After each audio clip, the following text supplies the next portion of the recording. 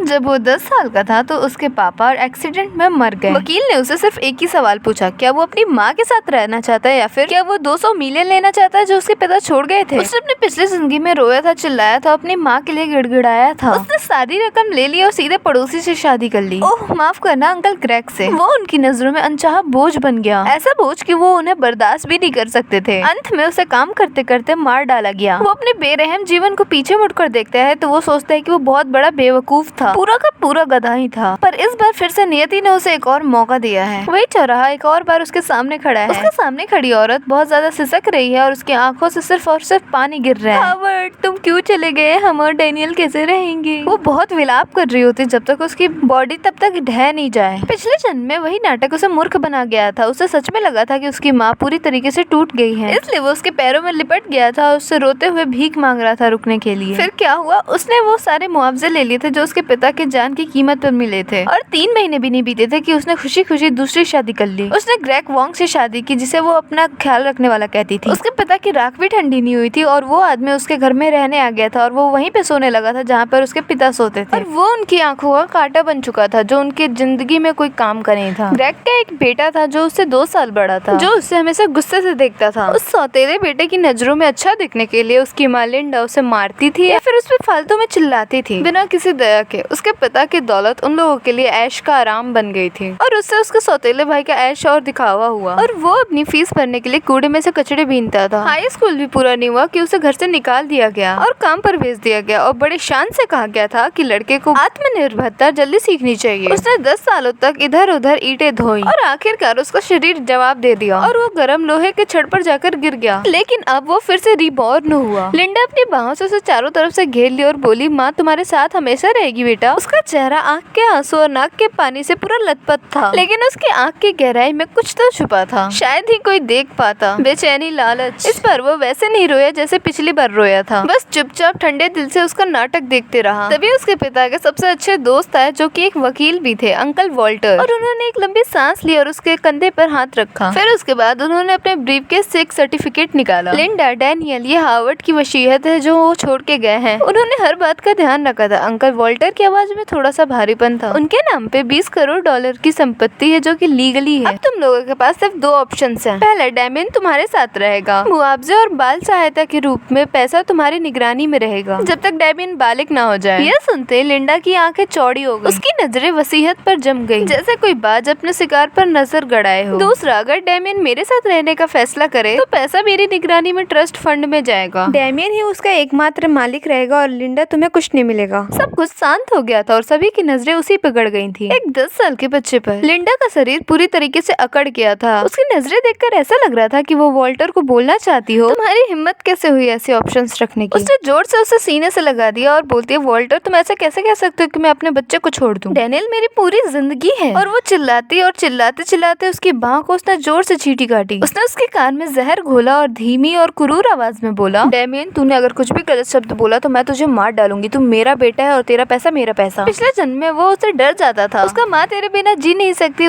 ये सुनकर उसका दिल पिघल जाता था। अब बस मतलब की लहरें उठ रही हैं। अब वो महसूस कर सकता है कि उसकी चुटकी काटती हुई उंगलियां कांप रही होती हैं, बल्कि डर से नहीं, चेतना से, तनाव से। अपनी पूरी जिंदगी में उसने उतना पैसा नहीं देखा था। पैसे मिलने से पहले वो सपने सजा रही थी, ग्रेग के साथ खूबसूरत पल की कल्पनाओं के साथ डूबी हुई थी। उसके बाद हमारे मेन कैरेक्टर ने धीरे धीरे एक इंच करके उसकी बाहों से खुद को छुड़ा लिया। वो जैसे आजाद हुआ उसने सिर उठाया। उसकी नजर वॉल्टर के हैरान आंखों से मिली। एक एक शब्द साफ जैसे कि शीशे पर लकीर खींची गई हो। उसने कहा, अंकल वॉल्टर मैं 20 करोड़ चुनता हूँ, मैं दूसरी ऑप्शन चुनता हूँ। वो पूरा हॉल शॉक्ड हो गया। सब कुछ थम सा गया जैसे किसी ने पॉज का बटन दबा दिया हो। सबके मुंह खुले के खुले रह गए, आंखें फटी की फटी रह गई। लिंडा के मुंह पर दुख का नकाब जम गया। उसके दिल के टुकड़े टुकड़े हो गए जब तक उसके चेहरे पे गुस्सा नहीं दिखने लगा। वो चीखी, डैमियन अभी तूने क्या कहा? उसकी आवाज इतनी तीखी थी कि कान के पर्दे फाड़ दे। उसने दोबारा से बोला, पर जोर से नहीं, हर शब्द को कील की तरह ठोकते हुए, मुझे आप नहीं चाहिए, मुझे पैसा चाहिए। लिंडा चीख पड़ी, क्या तेरा दिमाग खराब हो चुका है कमीने? नमक हराम, मैं तेरी माँ हूँ। लिंडा का पूरा आपक हो गया। वो उस पे पागलों की तरह झपटी। उसका हाथ उसके मुंह पर मारने के लिए उठा। उसका हाथ उसे मारने के लिए उठा, पर एक मजबूत हाथ ने उसके हाथ को रोक लिया। वो हाथ अंकल वॉल्टर का था। तुम खुद को संभालो, ये हार्वर्ड का शोक शबा है और ये डैमियन का खुद का फैसला था। एक बच्चा ये सब क्या जानता है? ये सब तुमने सिखाया होगा। वॉल्टर ने उसका हाथ घृणा से झटक दिया। मैं आखिरी बार कह रहा हूँ कि ये हार्वर्ड की प्रॉपर्टी है, इसका पूरा कानूनी प्रभाव है। चूंकि डैमियन ने अपना फैसला कर लिया है तो मैं इसी पल से कानूनी प्रक्रिया शुरू करूंगा। इस पल से तुम उसकी कानूनी अभिभावक नहीं हो। लिंडा शन हो गई। उसने हमारे मेन कैरेक्टर को घूरा और उसकी आंखों में बहुत गुस्सा था, जैसे वो अपने किसी जाने दुश्मन को देख रही हो। शायद वो ये नहीं समझ पा रही होगी कि उसका डरपोक और आज्ञाकारी बेटा अचानक इतना रूड और अजनबी कैसे बन गया। वो अंकल वॉल्टर के पास चला गया और उनका कोट खींचा। क्या पापा को ये सब पहले से पता था? उसके अंकल शॉक्ड हो गए। वो झुके और उसकी आंखों में झांका। एक लंबी चुप्पी के बाद उन्होंने दुख से अपना सर हिलाया। तुम्हारे पिता बहुत समझदार इंसान थे, वो तुमसे बेहद प्यार करते थे। इतना सुनते उसकी आंखें लाल हो गई। हाँ, मेरे पिता कितने तेज थे। भला वो लिंडा की हरकतें कैसी न देखते, लेकिन वो चाहते थे कि उसे पूरा एक परिवार मिले, इसलिए वो कुछ नहीं कहते थे। तब उन्हें एक छुपी हुई बीमारी का पता चला और उनके पास जब कम टाइम बचा था, तब जाकर उन्होंने उसके लिए भागने का रास्ता बनाया। पिछले जन्म में वो कितना बड़ा मूर्ख था, अपने ही हाथों से अपने पिता का आखिरी गिफ्ट बर्बाद कर दिया। इस बार वो गलती नहीं करेगा। इस बार उसने 20 करोड़ डॉलर चुने। आखिरकार रिश्तेदार लिंडा को घसीटते हुए ले गए। जाते जाते उसकी आंखों में जो नफरत थी उसके लिए, वो उसे ट्रॉमा दे गई, पर उसे जरा भी परवाह नहीं थी, रत्ती भर भी नहीं। जिस पल उसने फैसला किया था उसी पल उसका रिश्ता टूट गया था। अब बचा था तो सिर्फ नफरत। वॉल्टर अब उसके नए अभिभावक बन गए। वो बहुत ईमानदार और बहुत भरोसेमंद इंसान थे। पिता के अंतिम संस्कार के बाद वो उसे उसके घर ले गए। उन्होंने उसे एक बहुत बड़ी इन्वेस्टमेंट लिस्ट दिखाई। इसमें वो सारी परियोजनाएं थी जिसमें उसके पिता ने और उसके दोस्त ने मिलकर ये बनाई। वो सबसे पीछे वाले पन्ने के पास जाता है और बोलता है कि अंकल जितना कुछ है सब बेच दो। वॉल्टर चौंक जाता है और बोलते हैं नहीं नहीं, ये तुम्हारे पिता के ब्लू चिप स्टॉक से इसे कैसे बेच सकते हैं। उसने अपना सिर हिलाया और बोला। उसने अपना हाथ उठाया और कुछ अनजान कंपनियों में हाथ रख दिया। ये कैसी कंपनी है? मैंने तो आज तक इनका नाम तक नहीं सुना। डैमियन, ये बिजनेस है, ये कोई खेल नहीं है। अंकल वॉल्टर, क्या आप मेरे पिता पे भरोसा करते हैं? वो एक पल के लिए रुके और सिर हिलाया। हाँ बिल्कुल करता हूँ। एक बार मेरे पे भी करके देखिए, पापा ने मुझे सपने में बताया था। ये सबसे बेकार बहाना था जो मैं उस वक्त सोच सकता था। वॉल्टर ने उसकी आंखों में झांका, जो आंखें 10 साल के बच्चे के लिए बहुत शांत थी। किसी अजीब वजह से उन्होंने सारी समझदारी को किसी ताक पर रखते हुए उन्होंने सिर हिला दिया। जो बात उन्हें नहीं पता थी वो ये थी कि वो आगे चल के वो जितनी भी कंपनियां थी वो बहुत ज्यादा ग्रो करती हैं। वे धरती के सबसे विशाल व्यापारिक साम्राज्य बन जाएंगे और वो उनके पीछे सबसे रहस्यमयी हिस्सेदार रहेगा। सब कुछ तय हो जाने के बाद उसने आखिरकार चैन की सांस ली। उसने खुद के लिए एक नया टारगेट फिक्स किया, आराम से जीना। हाँ, आराम से जीना, क्योंकि वो पिछले जिंदगी में काम करते करते मर गया था। उसने वॉल्टर से बहुत अच्छा स्कूल ढूंढवाया,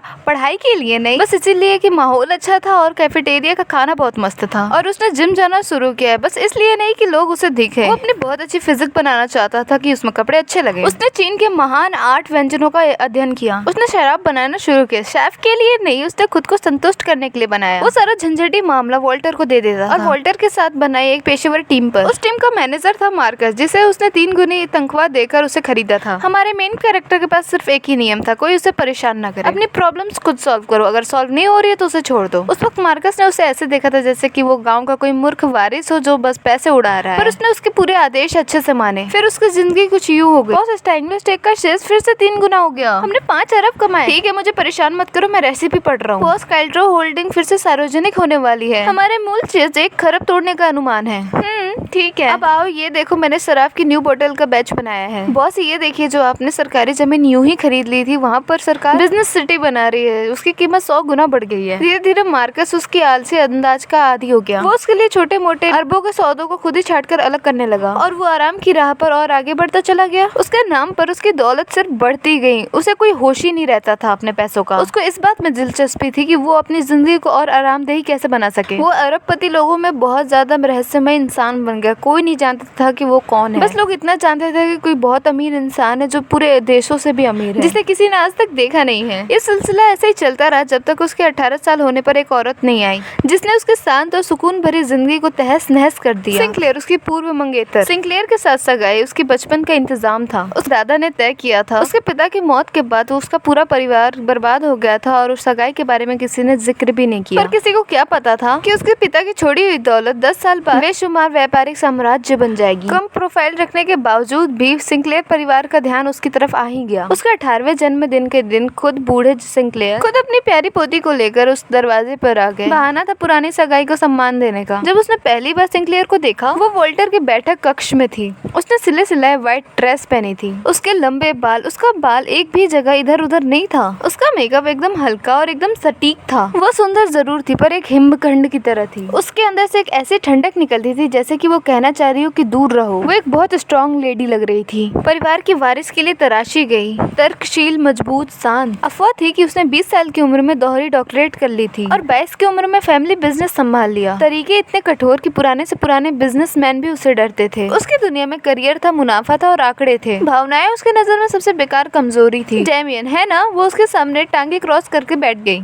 उसकी आंखें उसे ऊपर से नीचे तक स्कैन करने लगी, खुली जांच और तिरस्कार से भरी हुई। वो अभी जिम से लौटा था, ढीले वर्कआउट कपड़े पहने और बाल अभी भी पसीने से गीले थे। आलस में जवाब दिया और पीठ सोफे में टिका ली और एक एप्पल खाने लगा। उसके रवैये से साफ था कि वो नाखुश थी। उसका माथा सिकुड़ गया। सुना है कि तुमने हाई स्कूल के पास से पढ़ाई छोड़ दी। हाँ, तो अब क्या करते हो? जिम जाता हूँ, शराब बनाता हूँ, खाना बनाता हूँ और सोचता हूँ कि आराम से कैसे रहा जा सके। उसके चेहरे पे ऐसी मुस्कान आई जैसे कि वो उसका मजाक उड़ा रही हो। मतलब तुम ऐसे ट्रस्ट फंड के बिगड़ैल हो जिसके पास करने को कुछ नहीं। हाँ, तुम ये कह सकती हो। उसने एक ठंडी हंसी छोड़ी और उसकी आंखों में गहरा तिरस्कार भर गया। डैमियन, हम सीधी बात करते हैं। ये सगाई हमारे दादाओं का मजाक था, इसे हमें सीरियस नहीं लेना चाहिए। मेरा पति वो होना चाहिए जो मेरे बराबर खड़ा हो सके, कोई बेकार आदमी नहीं जो बस खाए पिए और खेले। तो मैं ये चाहती हूँ कि तुम खुद मेरे दादाजी के पास जाओ और उन्हें सगाई तोड़ने को कहो। वो ऐसे बोल रही थी जैसे कि कोई ऑर्डर दे रही हो। मुआवजे के तौर पे मैं तुम्हें कोई रकम दे सकती हूँ या फिर मेरी कंपनी में कोई जॉब जो बहुत ज्यादा इजी हो। उसके मुंह में रखा हुआ से वो लगभग थूक देता। तो मुझे जॉब और पैसे दोगी? कितने हंसने वाली बात है। जिस सिंक्लेयर ग्रुप पे उसे इतना घमंड है, वो उसके दौलत के पैरों की धूल भी नहीं है। उसने उसका घमंडी चेहरा देखा और अचानक उसे ये सब मजेदार लगने लगा। पिछले जन्म में तो उससे मिलने का दर्जा भी नहीं था, इस जन्म में तो वो उसके सामने बैठकर उसे दान दे रही है। उसने अपना मुंह पोंछा और बोला, ठीक है। सिंक्लेयर एक पल के लिए रुकी और वो हैरान हो गई कि वो इतनी जल्दी मान गया। किस तरह का मुआवजा चाहिए? वो अपने ठंडे चेहरे पे वापस आ गई। ना पैसा चाहिए ना नौकरी। वो उठकर उसके पास चला गया। वो झुककर बोला। उसका शरीर सहज ही पीछे हटना चाहा पर वहीं पर जम गया। उसे उसकी त्वचा से ठंडे परफ्यूम की खुशबू आई। उसने अपनी आवाज धीमी की, बस इतनी कि वो दोनों ही सुन पाए। मैं चाहता हूँ तुम खुद अपने दादाजी के पास जाओ और तुम खुद उन्हें बताओ कि तुम मेरे लायक नहीं हो। उसकी आंखें फटी की फटी रह गई थी क्योंकि उसने आज तक अपनी जिंदगी में इतनी घमंडी बात नहीं सुनी थी। उसने उसे ढकेला और खड़ी हो गई। उसका खूबसूरत सा चेहरा लाल पड़ गया। डैमियन, हद में रहो। हद में रहना तो इज्जत कमाओ, ये मुफ्त में नहीं मिलती। फिर वो सोफे में बैठ गया और अपनी टांगे पसार ली। मिस सिंक्लेयर, तुमने पहले मुझे नीची नजर से देखा था, है ना? उसने उसे ऊपर से नीचे तक घूरा। तुम जैसे लोग पैसे में पैदा होने के अलावा और क्या ही कर सकते हो, बस मरने का इंतजार। तुम्हें और परजीवी में क्या फर्क है? फर्क ये है कि मैं खुश हूँ। उसने अपने हाथ फैलाए। मेरी जिंदगी और मेरा फैसला। मैं कुछ लोगों की तरह नहीं हूँ जो बिल्कुल परफेक्ट मशीन की तरह जीते हैं। उसके शब्दों ने साफ उसकी कोई नस छू ली। उसने अपनी मुट्ठियां बंद कर ली और उसने बोल दिया कि मैं आज जाकर अपनी सगाई तोड़ दूंगी। आज से हमारा कोई वास्ता नहीं। वो पीछे बिना मुड़े चली गई। उसकी परछाई एक पराजित हंस की तरह थी जो सिर झुकाने से इनकार कर रही है। वॉल्टर अपने रूम से बाहर आया। उनका चेहरा टेंशन से था। डैमियन, ये कुछ ज्यादा ही जल्दबाजी नहीं थी। सिंक्लेयर परिवार का राजधानी में बहुत पकड़ है। अंकल वॉल्टर, आप चिंता मत करिए। सगाई तोड़ने की बात मैंने नहीं की थी, उसने की थी। और वैसे भी मैंने उसे भगाया नहीं है। जो अपनी शादी का खुद फैसला नहीं कर सकती वो कितनी पागल होगी। उसकी आंखों में कोई लहर नहीं थी। वो पिछले जन्म में आसमान में टंगा चांद थी। हमारे मेन कैरेक्टर को उसे ऊपर देखने का अधिकार तक नहीं था और इस जन्म में वो उसके लिए एक बेचारी औरत थी। बेचारी अपने परिवार के जंजीरों में बंधी हुई। मुझे ये देखना है कि वो किस तरह का टूटना दिखाएगी। सगाई का नाटक जल्दी ठंडा पड़ गया। कुछ दिनों में सिंक्लेयर ने सब कुछ क्लियर कर दिया। कुछ ही दिनों में सिंक्लेयर परिवार ने घोषणा कर दी सगाई टूटने के लिए। उसने राहत की सांस ली और अपनी जिंदगी जीता रहा। मार्कस के फोन हर दिन घड़ी की तरह आते रहे, ये बताते हुए कि उसने कितने करोड़ों के छोटे छोटे लक्ष्य पार कर लिए। उसके पास दौलत इतनी हो चुकी थी कि उसे गिनने का मूड ही नहीं होता था। फिर भी वो हर रोज एक सस्ते कपड़े पहनता था और एक साधारण गाड़ी में लेकर जाता था बाहर। जिम और बाजार के बीच आता जाता रहता था। जब तक बंद होने की कगार पर खड़ी एक मिठाई की दुकान, उसकी मुलाकात एक परी से नहीं हुई। वो एक छोटी सी दुकान थी, एक पुराने गली में, एक छुपी हुई कोने में, पारंपरिक सजावट के साथ ऐसी ऐसी मिठाइयाँ जो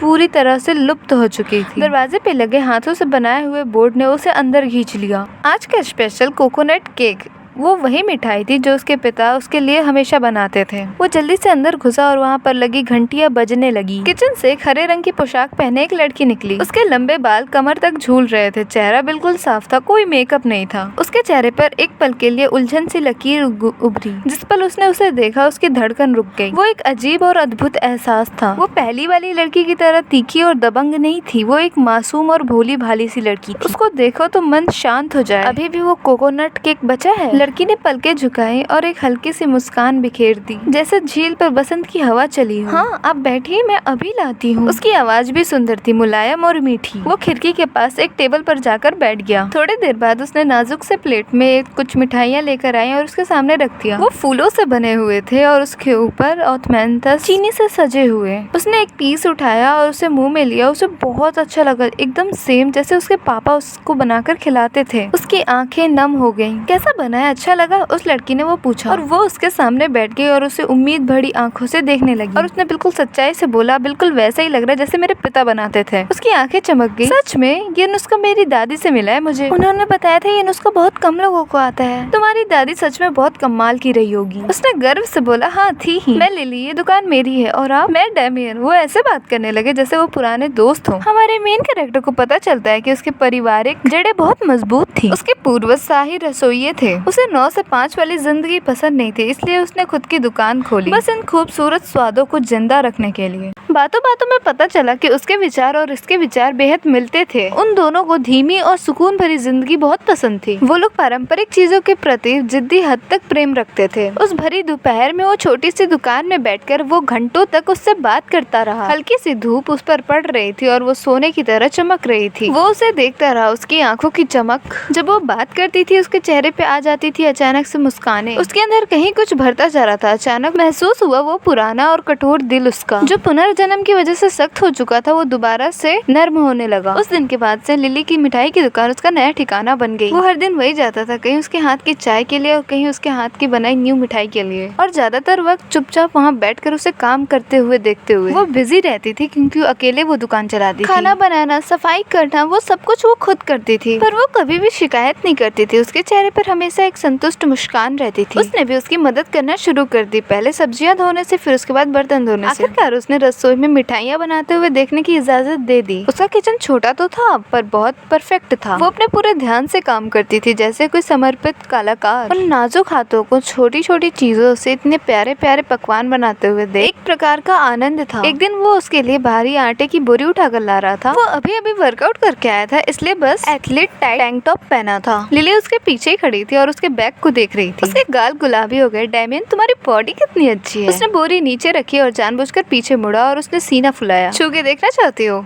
उसे उम्मीद थी कि वो शर्मा कर भाग जाएगी। उसके बजाय तो उसने सच में हाथ लगा दिया। उसकी कोमल उंगलियां उसके एब्स पर टिक गईं। वाह कितने टाइट हैं। उसने ऐसे हाँफते हुए कहा जैसे कि उसने कोई नई दुनिया खोज ली हो। उसकी आंखें गोल हो गई हो और उसका शरीर एक पल में तन हो गया। पेट से सिर तक गर्मी की एक लहर दौड़ गई। उसने 2 जन्म जी लिए पर पहली बार किसी लड़की ने उसे इस तरह छेड़ा था। उसका मासूम और जिज्ञासु चेहरा देखकर उसे ये समझ में नहीं आया कि वो हंसे या रोए। उसने उसके शरारती हथेलियां पकड़ ली। उसका हथेली इतना मुलायम था जैसे कोई रुई हो। उसने अपनी आवाज धीमी की और उसके कान के पास झुका। उसका फेस एक पल में लाल हो गया जैसे पका हुआ सेव। उसने अपना हाथ झटका और वहाँ से भाग गई। उसकी भागती हुई पीठ को देखता रहा और हंसी रोक नहीं पाया। ये लड़की बहुत प्यारी है। उनका रिश्ता ऐसे ही धीरे धीरे गहरा होते गया। बातों की उनके पास कभी कमी नहीं थी। खाना, शराब और मिठाइयाँ। उसे पता चला कि वो एक खजाना थी। वो कुछ न कुछ चौंकाती रहती थी। वो पियानो बजाती थी, यहाँ तक कि वो खुद का पोस्टर भी बनाती थी, जैसे पुराने जमाने से चल के आई एक कुलीन महिला थी। सिर से पैर तक शास्त्रीय सौंदर्य से चमकती हुई। जब वो उसके साथ होता था तो पूरी दुनिया धीमी हो जाती थी, शांत और सुंदर हो जाती थी। उसका वो दिल जो शांति से जीना चाहता था वो हिलने लगा। वो उससे हर दिन मिलने का इंतजार करने लगा। उसकी नोकझोंक का इंतजार, उसकी मुस्कान का इंतजार, वो छोटी छोटी हरकतों का इंतजार जो वो बिना जाने करती थी। वो तो अब ये सोचने लगा था कि वो हमेशा उसके पास होती तो शायद ये बुरा नहीं होता। उसने उसकी दुकान का निकनेम दिया शाही रसोई और उसने उसका नाम दिया आलसी जमींदार। उसने कहा कि वो दिन भर कुछ नहीं करता और किराया वसूलने आ जाता है और उसकी सबसे अच्छी मिठाइयाँ हड़प जाता है। उसे पता था कि उन दोनों के बीच में एक हल्की सी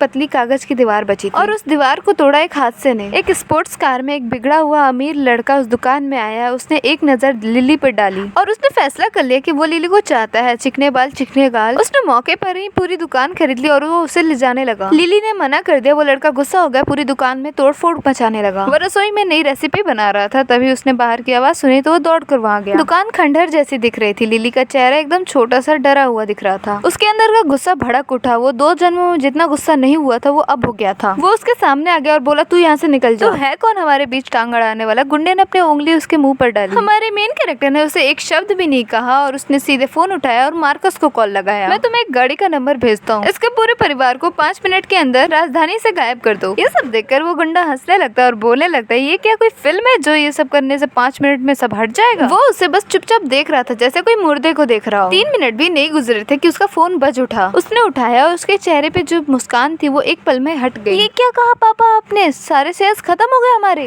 किसे नाराज कर दिया हमने? उसकी आवाज दहशत से कांप रही थी और वो एक पल में नीचे गिर गया। उसके हाथ से उसका फोन गिर गया। उसने ऊपर देखा, उसकी आंखें ऐसी थी जैसे कोई राक्षस को देख रहा हो। उसके होंठ हिले पर वो कुछ बोल नहीं पा रहा था। अब तुम यहाँ से जा सकते हो, हमारे मेन कैरेक्टर ने कहा। वो वहाँ से भाग गया बिना अपनी कार को लिए। उसने अपने चमचमाती हुई स्पोर्ट कार को वहीं छोड़ दिया। दुकान में खामोशी छा गई। लिली उसे देख रही थी। उसकी खूबसूरत आंखों में हैरानी छाई थी और उनमें हल्की सी श्रद्धा भी थी। तुम उसका दिल दर्द से भर गया। उसने उसके चेहरे से आंसू पोंछे, डरो मत, मैं हूँ यहाँ। उसके कुछ कहने का इंतजार किए बिना उसने सिर झुकाया और उसके ठंडे ओठों को किस कर लिया। उसके ओठ वैसे मुलायम थे जैसे उसने सोचा था। पहले वो जम गई जैसे चौंकी हुई हिरनी, फिर धीरे धीरे वो ढीली पड़ गई और अनाड़ीपन से उसने वापस उसे किस कर लिया। वो किस हल्का था और कोमल था, पर उसके दिल पर बिजली की तरह गिरी। कुछ देर बाद उसने उसे जाने दिया, फिर उसने अपना सिर झुका दिया। उसका चेहरा इतना लाल था कि कोई टमाटर हो। वो उसकी तरफ देखने की हिम्मत नहीं जुटा पा रही। उसने उसका चेहरा अपनी हथेलियों से सीधा किया और अपनी आंखों में देखा आया। फिर उसने सीरियसली पूछा, क्या तुम मेरी जीएफ बनोगी? उसके लंबे आईलैशेस तितली की पंखों की तरह फड़फड़ाए। उसने लंबे पल के बाद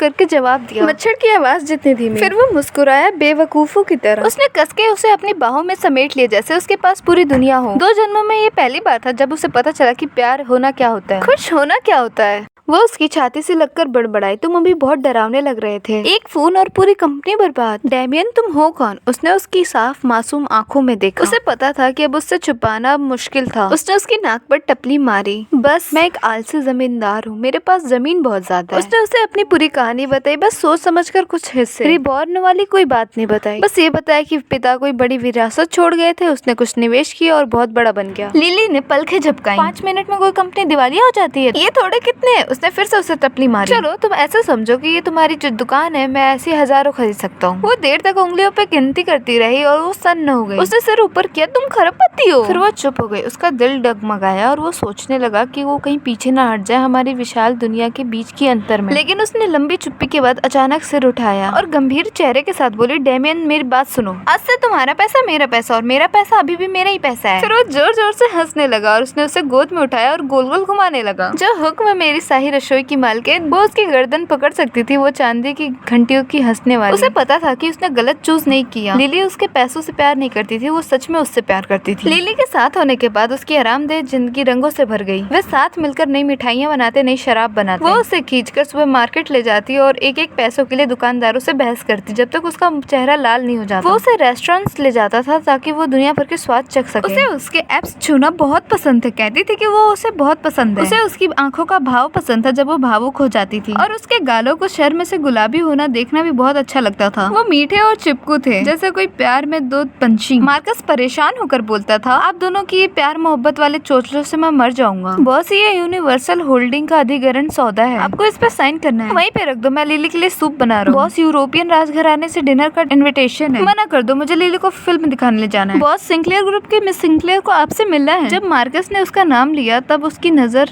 उस तरफ गई। उसका हाथ एक पल के लिए रुक गया। विवियन सिंक्लेयर, उसका नाम बहुत दिनों से नहीं सुना था, अब इसको मुझसे क्या काम पड़ गया। फिर मार्कस ने समझाया, सिंक्लेयर ग्रुप को नकदी की प्रॉब्लम हो रही है, उन्हें जल्दी से एक बड़े निवेश की जरूरत है। उन्होंने वेंस कैपिटल के बारे में सुना है और वो हमसे साझेदारी मांगना चाहती हैं। वेंस कैपिटल वो कंपनी थी जो उसने मार्कस से बनवाई थी, उसके विशाल व्यापारिक साम्राज्य का सबसे छोटा कोना। पर वो छोटा कोना भी ऐसा था जिसे सिंक्लेयर ग्रुप को भी ऊपर देखना पड़ता था। समय ने कितना पलटा खाया था। वो घमंडी औरत जिसने मुझे कभी कहा था कि मैं उसके लायक नहीं, और आज वो मेरे सामने भीख मांग रही है निवेश की। उसके चेहरे पे मुस्कान आ गई और वो कहता है कि अगर उससे मुझे बात करनी है तो वो मेरे शाही रसोई में आ जाए। शाही रसोई मिठाई की दुकान। मार्कस उलझी नजरों से देखने लगा। उसे कह दो कि प्रस्ताव लेकर आए, मैं देखना चाहता हूँ कि वो कितनी गंभीर है। वो बल्कि ये देखना चाहता था जब मिस सिंक्लेयर उसको लिली के साथ देखेंगी, वो देखेगी जिस इंसान को उसने बेकार और तुच्छ समझा था, उसके सामने जाकर उसे भीख मांगनी पड़ रही है, तब उसका रिएक्शन क्या होगा। वो बहुत एक्साइटेड था। फिर हमारा सीन शिफ्ट होता है और हमें दिखाया जाता है कि हमारा मेन कैरेक्टर लिली के लिए डम्पलिंग्स बना रहा था। उसने सैफ की कोट पहनी थी और कमर पर एप्रन बंधा हुआ था और लिली बिल्ली के बच्चे की तरह तरह उससे कमर पर लिपटी हुई थी और उसका मुंह उसके कंधे से चिपका हुआ था और उसने अभी अभी चुराई डम्पलिंग उसे हुक्म दे रही थी, ये सिलवट्टे बेकार है, इसे दोबारा से करो। अरे सूप बाहर निकल जाएगा बेवकूफ। ये वाला ठीक है, तुम ऐसे कर सकते हो। वो उसे करने देता रहा, वो बीच बीच में उसे किस कर लेता था। रसोई घर खाने की खुशबू और उनकी मिठास से भरी हुई थी। ठीक उसी वक्त सिंक्लियर ने दरवाजा ढकेला। आज उसने काली कलर की सूट पहनी हुई थी, बाल अभी भी वैसे की वैसे बंधे हुए और एक भी लट इधर से उधर नहीं। शकल पर बेचैनी थी पर वो अभी भी वैसी की वैसी ही बनने की कोशिश कर रही थी। जब उसने सामने का दृश्य देखा तब उसका पूरा शरीर पत्थर हो गया।